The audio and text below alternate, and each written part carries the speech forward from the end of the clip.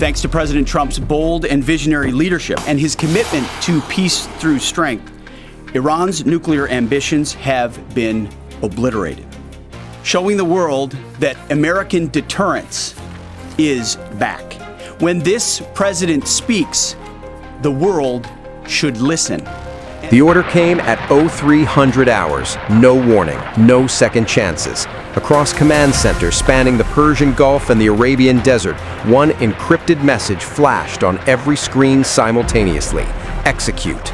Navy SEALs already in the water, Marines locked and loaded on amphibious ships, airborne forces standing in the door of C-17s at 15,000 feet. Iran had made its move by closing the Strait of Hormuz. Tonight, America was taking it back. For weeks, the world watched in growing alarm as Iranian forces transformed the Strait of Hormuz into a fortress. Coastal missile batteries were repositioned along rocky cliffs. Naval mines were quietly laid across shipping lanes under cover of darkness. Fast attack boats patrolled in tight formations. Iran's Revolutionary Guard commanders were confident. They believed they had found America's pressure point. 17 million barrels of oil passed through that strait every single day. Shut it down and the global economy begins to bleed. Energy prices spiked. Markets shook. Allies demanded action. The president turned to the Joint Chiefs and gave one direct order: open that strait by any means necessary. Inside CENTCOM's forward headquarters in Qatar, generals and admirals spread mission maps across long metal tables. Iran had layered its defenses carefully. Radar arrays stretched across the coastline. Missile systems were buried in reinforced hillside bunkers. Fast patrol boats hid in coves, ready to swarm any vessel in range. Breaking the blockade required 3 simultaneous strikes from 3 completely different directions. Navy SEALs would go in first, moving silently through dark water to destroy the coastal radar stations. Behind them, Marines would launch a full amphibious assault from the sea, and from above, the 82nd Airborne would drop directly onto the high ground, cutting off every Iranian escape route. Every unit had one objective: open the strait or the next wave comes. At 03:15, the water off the Iranian coastline was completely black. 6 SEAL combat swimmers moved beneath the surface using closed-circuit rebreathers that left 0 bubbles. They had studied every satellite image and thermal scan of the coastal radar installations for 10 straight days. They knew every guard rotation, every blind spot, every cable junction. They surfaced once, 60 meters from shore, confirmed their positions through night vision goggles, and went back under. The radar stations never saw them coming.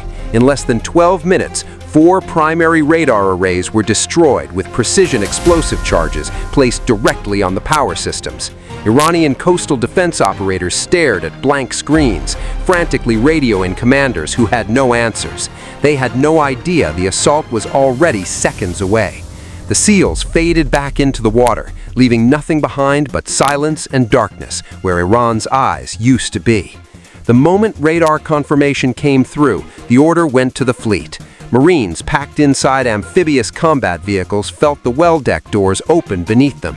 LCAC hovercraft roared to life, carrying Humvees, heavy weapons, and hundreds of combat-ready troops. CH-53E Super Stallion helicopters lifted off from flight decks, turning hard toward the coastline. The Marines hit the beach at 3 separate points simultaneously. Ramps dropped, boots hit sand. Within 30 seconds, the first Iranian defensive positions were already under direct fire. The Revolutionary Guard fighters defending that coast had expected a long approach. They got none. Marines moved with terrifying speed, using covering fire, smoke, and pure aggression to punch through the first defensive line before Iranians could fully react. The beach was cleared in under 20 minutes. Then the Marines pushed inland hard toward the primary coastal missile batteries that had been holding the strait hostage. While SEALs worked in silence and Marines fought on the sand, the sky above the Strait of Hormuz had already been decided. F-35C stealth fighters from the USS Gerald R. Ford had crossed into Iranian airspace 2 hours earlier at 40,000 feet, completely invisible to radar.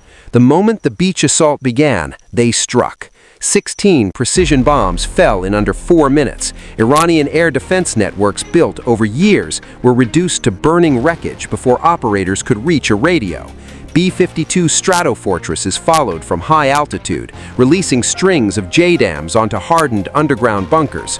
Walls of fire and black smoke rose from the hillsides. Iranian commanders underground lost communication, lost radar, lost coordination. They were fighting completely blind. At 0400, 60 C-17 aircraft flew in tight formation at 15,000 feet. Inside each aircraft, paratroopers of the 82nd Airborne Division sat in full combat load. When the green light flashed, the sky over Iranian high ground filled with paratroops. More than 2,000 paratroopers descended through pre-dawn darkness onto the ridgelines overlooking the strait. Their mission was to seal every escape route and every reinforcement road. By the time they landed and established their perimeter, Iranian forces were completely surrounded. Marines on the beach, armor pressing from the desert, airborne above on the high ground. Signals intelligence captured Iranian radio traffic, showing panic spreading across every frequency. Commanders who had planned the blockade for months were now desperately looking for a way out of a box they never saw closing around them. At 0600, M1 Abrams tanks and Bradley fighting vehicles rolled out of the desert in long, thundering columns, pressing hard toward the last missile positions. Tank main guns fired at ranges beyond anything Iranian forces could match. Position after position collapsed. Marines linking up with airborne units pushed forward as a single unified force. Iranian units that tried to maneuver were destroyed by circling attack helicopters before reaching secondary positions. Those that tried to retreat found the roads already blocked. There was no escape.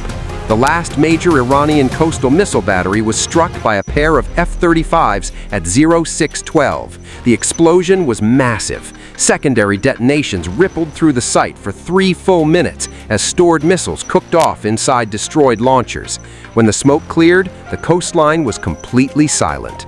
Every radar down, every missile site destroyed, every Iranian naval vessel sunk, burning, or fled. The Strait of Hormuz was open. At 0700, the first oil tanker moved. Its captain received one call from the U.S. Navy. The waterway is open. You are cleared to proceed. The horns sounded 3 long blasts across the water. Soldiers, Marines, and paratroopers standing on the secured coastline watched as tanker after tanker followed. Crews on deck waved toward the shore.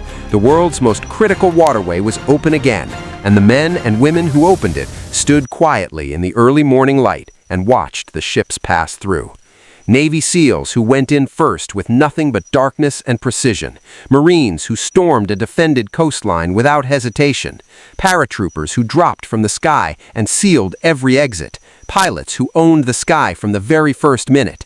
They did it together, and because they did, the world could breathe again.